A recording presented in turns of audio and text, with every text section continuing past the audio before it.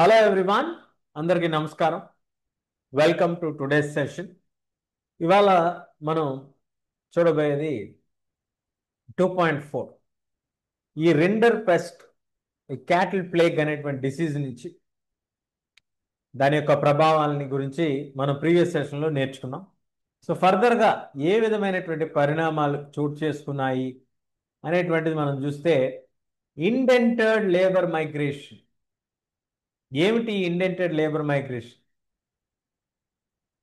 Indented labour migration అనేది మనకి indented అనేటువంటిది కొత్త వర్డ్.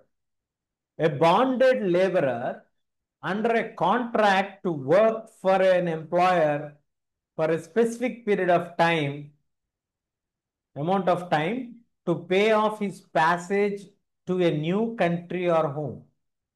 అతను కొత్త దేశానికి వెళ్తాడు. ఆ కొత్త దేశానికి వెళ్ళినటువంటి తరుణంలో అతని యొక్క స్వేచ్ఛని పొందటానికి కొంతకాలం పాటు అతను పనిచేయాల్సి ఉంటుంది.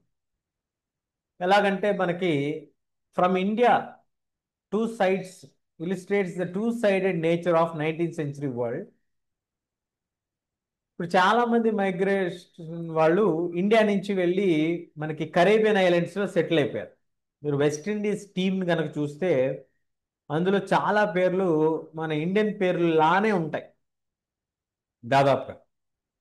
వీళ్ళు వీళ్ళ పూర్వీకులు లేదా వాళ్ళు అంతకంటే ముందు వాళ్ళు బహుశా మన భారతదేశం నుంచి ఇండెంటెడ్ లేబర్గా వెళ్ళి ఉండొచ్చు. బాండెడ్ లేబర్ అంటే టైము కొంతకాలం పాటు, అంటే ఒక 5 సంవత్సరాల పాటు వాళ్ళు ఖచ్చితంగా వీళ్ళకి పని చేయాల్సి ఉంటుంది. నేనే ఒక ఎంప్లాయర్ని అనుకోండి, నా కింద కొంతమందిని నేను తీసుకెళ్తాను ఆ దేశానికి. వాళ్ళు ఆ దేశంలో ఫ్రీగా ఉండటం కోసం నా దగ్గర ఒక 10 సంవత్సరాలు పనిచేస్తే నేను వాళ్ళని ఫ్రీగా వదిలేస్తాను. అట్లాంటి ఒక కండిషన్నే ఇండెంటెడ్ లేబరర్. సో ఇది మరొక కోణాన్ని చూపిస్తుంది. 19th centuryలో జరిగినటువంటి మరొక మార్పు. So it was the world of faster economic growth as well as great misery. బాగా ఆర్థిక అభివృద్ధి జరుగుతూనే ఒక బాధాకరమైనటువంటి పరిస్థితి కూడా జరుగుతుంది. మిజరీ జరుగుతుంది. ఏంటంటే high incomes for some, poverty for others. ఆనందకరమైనటువంటి విషయం ఏంటంటే విపరీతమైనటువంటి ఆదాయాన్ని సమకూర్చి పెడుతుంది కొంతమందికి, కొంతమందికి విపరీతమైనటువంటి నొప్పిని బాధని కలగజేస్తుంది అదే సమయం. దీనికి టెక్నాలజికల్ అడ్వాన్స్మెంట్స్ కొన్ని ఏరియాల్లో కారణమైతే, new forms of correction in others, ఒక కొత్త రకమైనటువంటి చట్టాలను తీసుకురావటం, కొత్త రకమైనటువంటి నియమావళిని తీసుకొచ్చి వాళ్ళని ఎలాగైనా కంట్రోల్లోకి తీసుకురావాలి అనేటువంటి ఒక ఆలోచన, ఇది ఉదాహరణగా మనం చెప్పవచ్చు. 19th century, hundreds and thousands of Indians and Chinese laborers went to work in plantations, in mines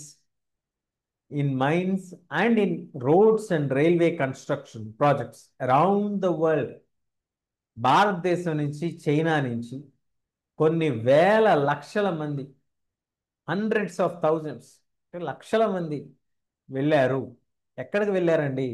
ప్రపంచవ్యాప్తంగా జరుగుతున్నటువంటి మైనింగ్ గురించి, ప్రపంచవ్యాప్తంగా జరుగుతున్నటువంటి పంటల యొక్క పెంపకం గురించి, పంటల్లో పనిచేయడానికి ఆ క్రాప్స్లో, ప్లాంటేషన్స్లో, అలాగే రైల్వే ప్రాజెక్ట్స్లో ఇట్లా వెళ్ళడం జరిగింది. In India, indented labour were hired under contracts. వాళ్ళకు ఒక అగ్రిమెంట్ జరిగేది. Return to travel India if they had work 5 years on their employers plantation. మీరు 5 సంవత్సరాలు కనుక మా ప్లాంటేషన్లో పనిచేస్తే తిరిగి మళ్ళీ మిమ్మల్ని ఇండియాకి తీసుకొస్తాం. అట్లా రిటర్న్ టు ట్రావెల్ అనేటువంటి కండిషన్ ద్వారా వాళ్ళకి కొన్ని అగ్రిమెంట్స్తో తీసుకొచ్చాం. Most Indian indented came from the present day reasons of eastern Uttar Pradesh. ఎక్కువ మంది భారతీయులు ఎక్కడి నుంచి వెళ్ళారంట? ఉత్తరప్రదేశ్, తూర్పు ఉత్తరప్రదేశ్, బీహారు, సెంట్రల్ ఇండియా, అలాగే డ్రై డిస్ట్రిక్ట్స్ ఆఫ్ తమిళనాడు, కొన్ని డ్రై ప్రాంతాలు ఉన్నాయంట. ఈ మిడ్ 19th centuryలో ఈ రీజియన్స్ ఎక్స్పీరియన్స్డ్ మెనీ చేంజెస్, చాలా చేంజెస్ని వాళ్ళు చూశారు. కాటేజ్ ఇండస్ట్రీస్ డిక్లైన్ అవటం. ఎందుకు వీళ్ళు ఇలా చేయాల్సి వచ్చింది అంటే, ఈ ఉత్తరప్రదేశ్ ప్రాంతంలో కానీ బీహార్ పరిసర ప్రాంతాల నుంచి కానీ ఎందుకు వీళ్ళు వెళ్ళాల్సి వచ్చింది అని అంటే, వీళ్ళకి ఆ టైంలో కాటేజ్ ఇండస్ట్రీస్ బాగా డిక్లైన్ అయిపోయినటువంటి సందర్భం. ల్యాండ్ రెంట్స్ బాగా పెరిగినాయి.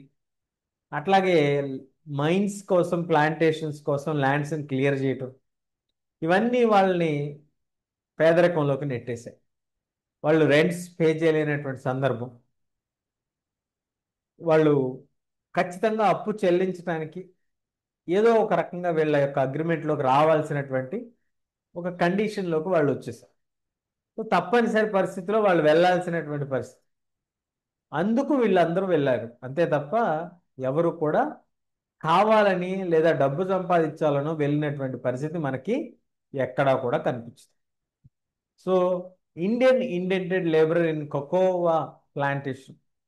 ప్లాంటేషన్ ఇన్ ట్రినిడాడ్, ఇది మనకి కరేబియన్ ఐలాండ్స్లో వస్తుంది. సో ఇక్కడి నుంచి వెళ్ళారు కరేబియన్ ఐలాండ్స్కి, మారిషస్ వెళ్ళారు, ఫిజీ వెళ్ళారు. Tamil migrants went to Ceylon and Malaysia. ఇట్లా చాలా మంది అస్సాం నుంచి కూడా రిక్రూట్ అయ్యారు, అస్సాం ప్లాంటేషన్ కూడా వెళ్ళారు. అలాగే recruitments were done by agents. ఎట్లా వీళ్ళని తీసుకెళ్లేవాళ్ళు అంటే, వీళ్ళని ఒక ఏజెంట్స్ని పెట్టుకునేవాళ్ళు, వాళ్ళకు కొంత కమిషన్ పే చేసేవాళ్ళు. Many migrants agree to take up work hoping to escape from poverty. ఎందుకు ఇది చేయటానికి వీళ్ళందరూ ఇష్టపడ్డారు, లేదా వాళ్ళకి తెలీదా ఇది కష్టమని అంటే, తెలుసు కష్టం అనేటువంటిది తెలుసు. ఈ పేదరికం, ఈ అప్పుల నుంచి మనం బయటకు రావాలి. మనకు ఊళ్ళోనేమో భూములు సరిగ్గా ఇచ్చేయట్లేదు, పంట పండించుకోలేని పరిస్థితి. కాబట్టి ఏదో ఒక రకంగా ఏజెంట్స్ దగ్గరికి వెళ్ళి మైగ్రెంట్స్ ఫాల్స్ ఇన్ఫర్మేషన్ ఇచ్చి మైగ్రెంట్స్ని తీసుకెళ్ళినటువంటి ఏజెంట్స్ కూడా ఉన్నారు. మిమ్మల్ని ఒక చోటకి తీసుకెళ్తామని చెప్పి ఇంకో చోటకి తీసుకెళ్తాం, మీకు మంచి వర్కింగ్ కండిషన్స్ ఉంటాయని చెప్పి వాళ్ళని కండిషన్స్ దారుణంగా ఉన్నటువంటి ప్రాంతాలకు తీసుకెళ్తాం. మోడ్స్ ఆఫ్ ట్రావెల్ కానీ వర్కింగ్ కండిషన్స్ కానీ దారుణంగా ఉన్నాయి. మనుషుల్ని అమానవీయంగా తీసుకెళ్ళేవాళ్ళు, జంతువుల్లాగా తీసుకెళ్ళేవాళ్ళు. So told they were embarked on a long sea voyage. Some agents even forcibly abducted less willing migrants. ఇష్టం లేని వాళ్ళని కూడా బలవంతంగా తీసుకెళ్ళినటువంటి సందర్భాలు కూడా ఉన్నాయి కొన్ని. So 19th century indenture has been seen as a new system of slavery. ఈ విధంగా బలవంతంగా తీసుకెళ్లి పని చేయించడాన్ని మనం కొత్త రకమైనటువంటి బానిసత్వంగా పిలవచ్చా అంటే ఎస్, ఒక కొత్త సిస్టమ్ ఆఫ్ బానిసత్వంగా పిలిచారు. So on the arrival of the plantation, labourer found conditions to be different from what they had imagine. Living and working conditions wear harsh and they were few legal rights. వీళ్ళకి చెప్పినటువంటి ఒక కథ ఏంటంటే, వీళ్ళకి మీరు అక్కడికి వెళ్తే మీకు రోజు ఆహారం అందుద్ది, మీరు పనిచేసి వచ్చి మీరు ఉంటే చాలు, మీకు అన్ని ఫెసిలిటీస్ మేము ప్రొవైడ్ చేస్తాం అనేటువంటి ఒక కథ చెప్పి వీళ్ళకి తీసుకెళ్ళడం జరిగింది. వీళ్ళు వాస్తవానికి అక్కడికి వెళ్ళి చూసేటువంటి సమయంలో, అక్కడ దిగి చూసినటువంటి సందర్భంలో అక్కడ చూస్తే మరీ దారుణమైనటువంటి పరిస్థితులు, నివాస యోగ్యానికి లేనటువంటి కండిషన్స్, గొంతెత్తి మాట్లాడటానికి లేనటువంటి పరిస్థితి, మాట్లాడితే కొట్టడం, హింసించటం, పనిష్మెంట్స్ ఇవ్వటం, ఇట్లాంటివన్నీ కూడా ఉన్నటువంటి సందర్భం మనకు కనిపిస్తూ ఉంటుంది. So workers discovered their own way of surviving. మరి ఇలాంటి ఒక సందర్భంలో మరి ఏదో ఒక రకంగా బతకాలి, తిరిగి వెళ్ళటానికైతే అవకాశం లేదు, వచ్చేసాం, మరి ఏం చేయాలంటే many of them escaped in to the wilds, thought if they got severe punishments. వీళ్ళు కనుక దొరికితే వీళ్ళకి విపరీతమైనటువంటి పనిష్మెంట్ ఉంటుంది కాబట్టి అడవుల్లోకి పారిపోయారు. కొంతమంది ఏం చేశారు, కొంత self expression, blending different cultural forms of old and new in the Trinidad. Annual Muharram procession formed into a ritual carnival called Hossein on the name of ఇమామ్ హుస్సేన్ గారికి వీళ్ళందరూ కలిసి ఒకటి చేసుకోవడం మొదలుపెట్టారు. ఏంటంటే workers of all religions joined here to protest the religion of Rastafarian. రస్తఫారియన్ అంటే ఈ Jamaican రెగే star Bob మార్లే reflected the social and cultural links with the Indian and the Caribbean migrants. అంటే వీళ్ళ యొక్క ఫస్సే అనేటువంటిది ఒక మొహరం టైంలో వీళ్ళు చేస్తే, ఈ వర్కర్స్ చాలా వర్కర్స్ చాలా మతాల వాళ్ళు జాయిన్ అయినప్పుడు ఈ రిలీజియన్ దానికి ప్రొటెస్ట్ ఆఫ్ రిలీజియన్ రస్తఫారియనిజం అనేటువంటిది వీళ్ళు స్టార్ట్ చేశారు. అది స్టార్ బాబ్ మార్లే అనేటువంటి ఆయన పేరు మీద స్టార్ట్ చేశారు. ఆయన ఫేమస్ జమైకన్ మ్యూజిషియన్. సో ఈయన చట్నీ మ్యూజిక్ ట్రెండ్ లో చాలా ఫేమస్ అనమాట. చట్నీ మ్యూజిక్ ఇది గుయానాలో కూడా creative contemporary expression of the post indenter experience. వాళ్ళు పడుతున్నటువంటి బాధల నుంచి తమని తాము రిలాక్స్ చేసుకోవటానికి వాళ్ళు కనుగొన్నటువంటి మరొక మార్గం ఆ music. These forms of cultural fusions are part of making the global world where things from different places get mixed, lose their original characteristics and become something entirely new.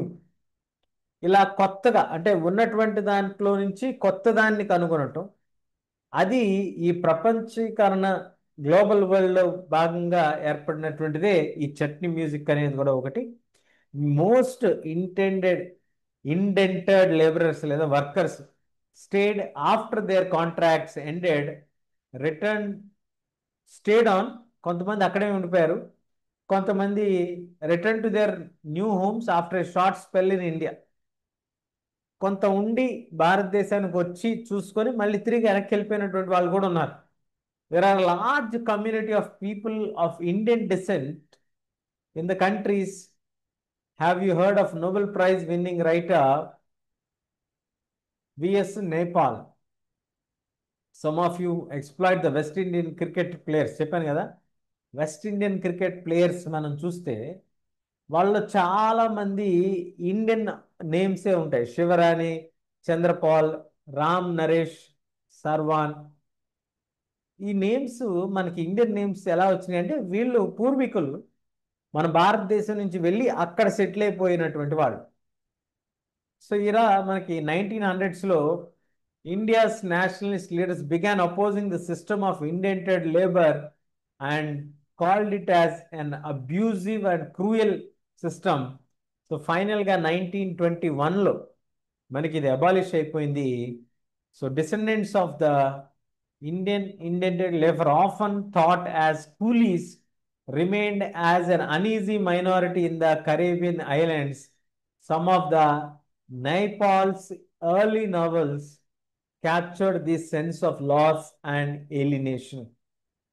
ఎప్పుడైతే 1921 భారతదేశంలో దీనికి వ్యతిరేకంగా నిరసనలు రావడంతో ఈ బలవంతంగా భారతీయులను తిరిగి అక్కడికి తీసుకెళ్లి పెట్టడం అనేటువంటిది ఇదైపోయింది, రద్దయిపోయింది.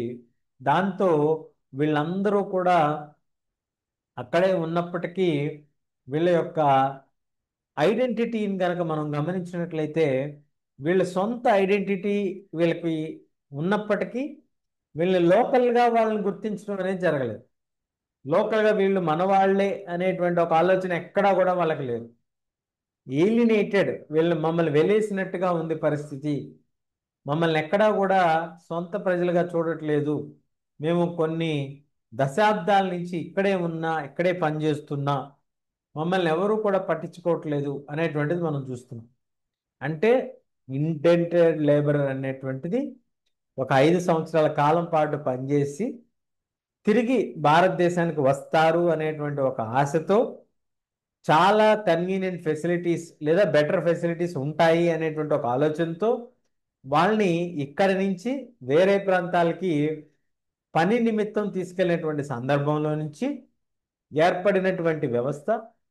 అలా వెస్టిండీస్ అలాంటి ప్రాంతాల్లో సెటిల్ అయినటువంటి భారతీయులు అనేక మంది 19వ శతాబ్దం మొదట్లో, అంటే 20వ శతాబ్దం మొదట్లో భారతదేశంలో దీనికి వ్యతిరేకంగా నిరసనలు మొదలైనటువంటి తరుణంలో 1921 ఈ సిస్టమ్ మొత్తాన్ని కూడా రద్దు చేస్తూ అప్పుడున్నటువంటి బ్రిటిష్ ప్రభుత్వం నిర్ణయం తీసుకుంది. దానికి కారణం అక్కడ జరుగుతున్నటువంటి అల్లర్లుగా.